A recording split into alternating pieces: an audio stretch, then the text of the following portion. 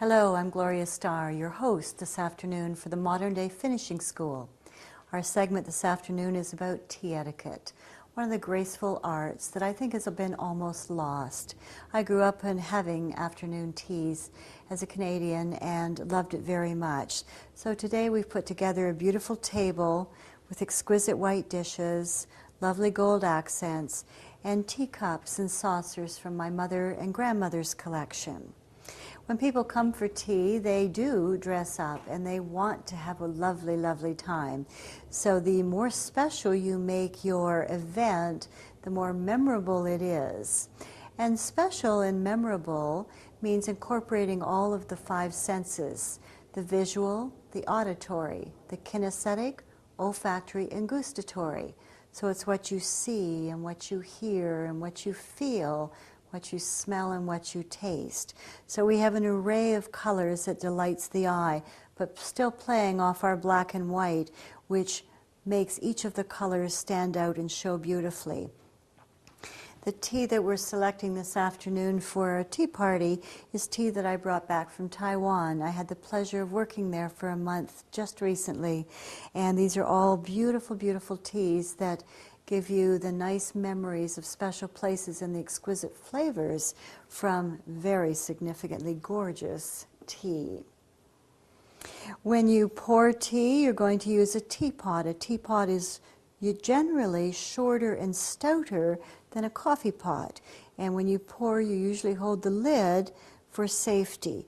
You know it's a great teapot when you pour that you don't have it dripping anywhere other than into the cup and saucer. So it's a gentle pour. Preparing the teapot, I like to put almost boiling water in the teapot and let it warm the china. Then pour that out and then add the loose tea to make it simply lovely. Usually you don't wash the inside of a teapot, you just rinse it, because the tannic acid buildup in there actually enhances the flavor of your tea. You might have 2 or 3 different teapots depending on what kind of tea that you're serving. It could be a steeped tea that would be a green tea or one of the natural teas. It could be a decaf tea, or it could be a regular tea with caffeine in it. Reaching over here for a teacup and saucer. I'm going to have my staff member, if I had one serving today, pour the tea into here, making sure that when you pour, you've got a distance.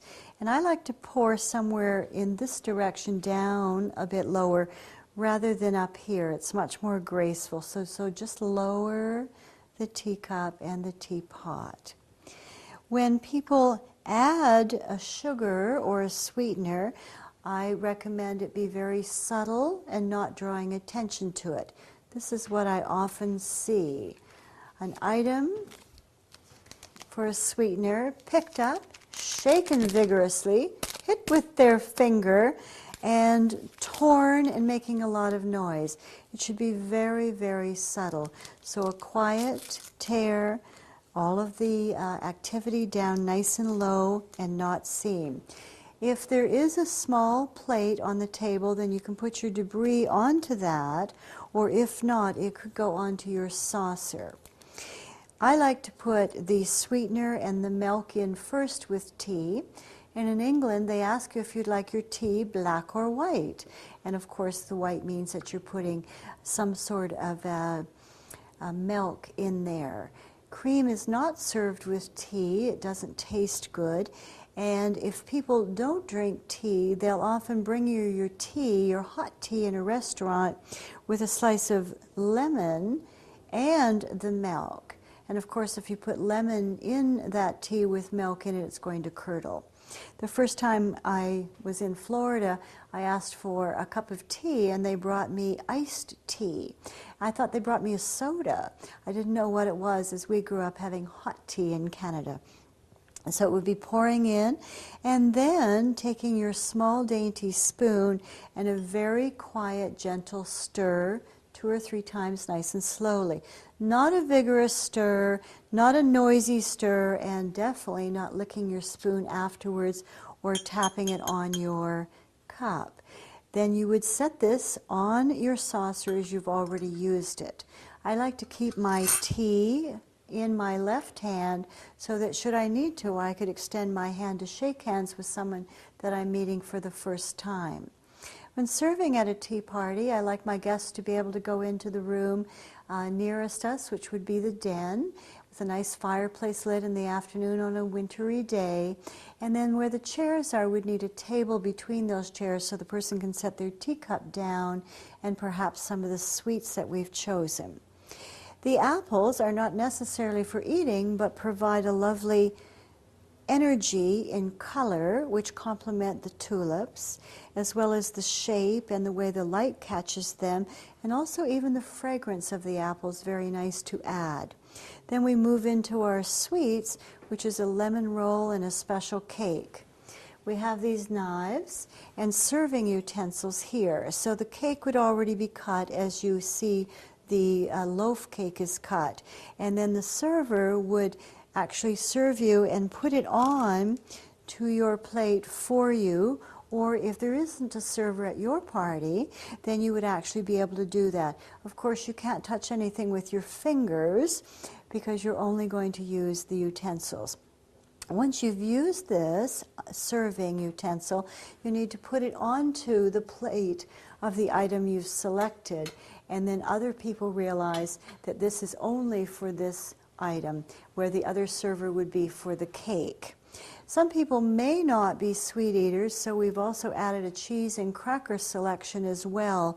And if this were a late in the afternoon tea, you could serve an ice vine, or you could serve a port or a sherry along with some special cheeses from Europe and fancy crackers.